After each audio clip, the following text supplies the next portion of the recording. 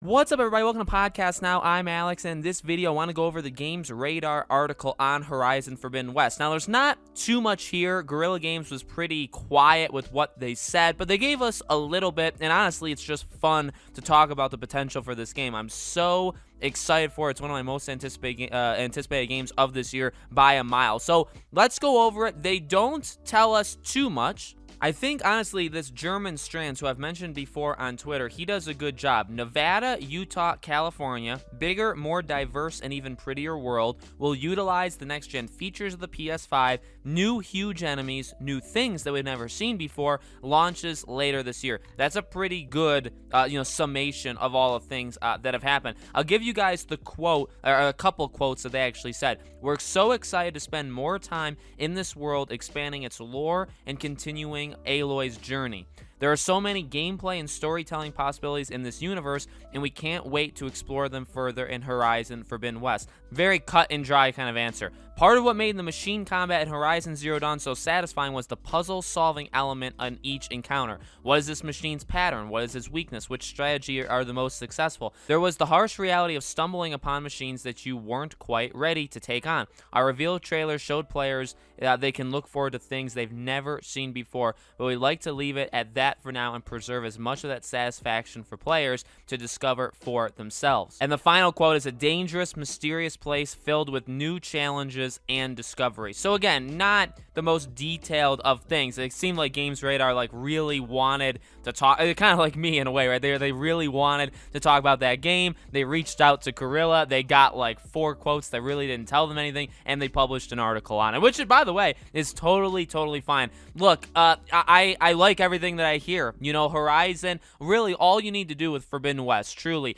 is expand upon what you did with Horizon Zero Dawn. The game had such a good foundation. Really, the games that came out, that game came out in 2017. There's Days Gone that came out in 2019. A lot of these games set the foundation for even better games going forward. Now, I think Horizon structurally is a better game than Days Gone. That's just my personal opinion. I really like Days Gone. I think Days Gone was a more flawed game, but that showed truly enormous potential for the future. Horizon, I think, did a really good freshman outing, right? First time out there, and it did absolutely incredible. And so, yeah, looking to the second game, I really just want to expand upon that. It's part of the reason why I'm kind of afraid for the being on PS4 and PS5, and I've talked about my just not liking of that in the past, and we won't kind of plague this video with that stuff. We'll leave it there. But I really do hope this game takes a lot of really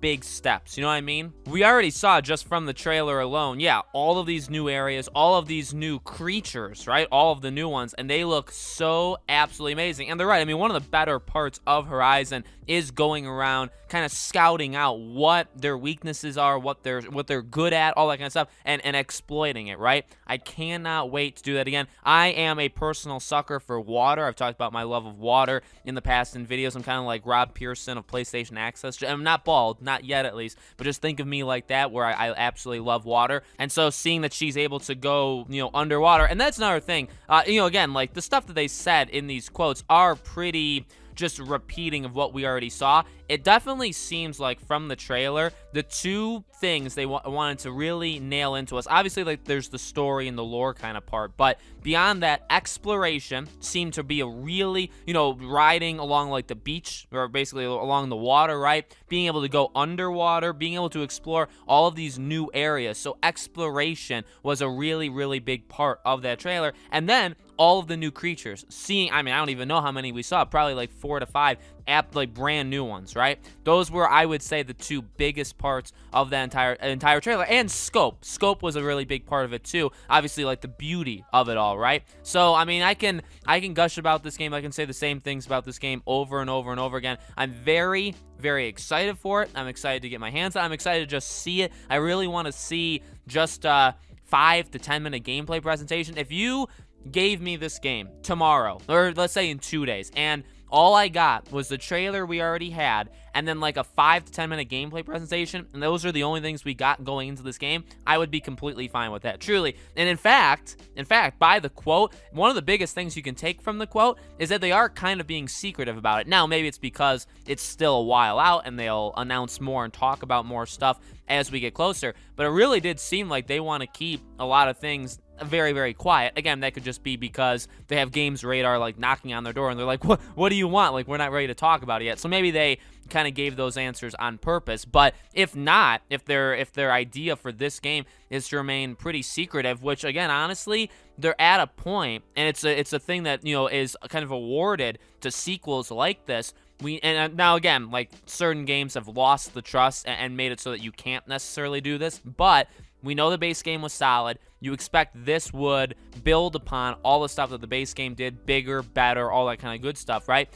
If you didn't show all that much and we kind of just went in with the trust that they did it good once and we're hoping that they do it good a second time, that for now is fine. Now again, like, if they fail, then going into like a third game, we'd be a lot more skeptical about it, right? So let me know in the comments below, guys. What do you think? Are you excited for this game? Did you maybe read into these things any differently than I did? Let me know. As always, make sure you guys are subscribed. Have the bell icon turned on so you know all these videos go up. If you guys want to follow us on Twitch, I'll leave a link for it in the description below. We live stream over there a couple times a week. We also live stream every Friday on YouTube, okay? So if you guys want to follow us on Twitch, obviously, again, be subscribed here. Thank you all so much for watching, and I'll see you all on the next video.